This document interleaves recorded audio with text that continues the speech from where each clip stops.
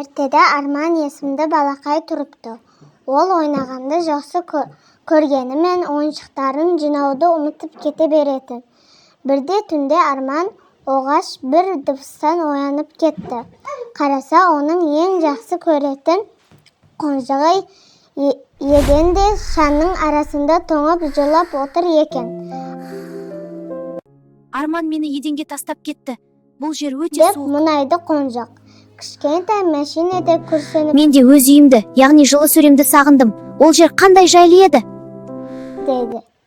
Арман ойыншық достарының шынымен де ренжігенін көріп, қатты ұялды. Ол бірден іске кірісті. Қонжықты жұмсақ төсекке жатқызды. Мәшинаны сөресіне қойды.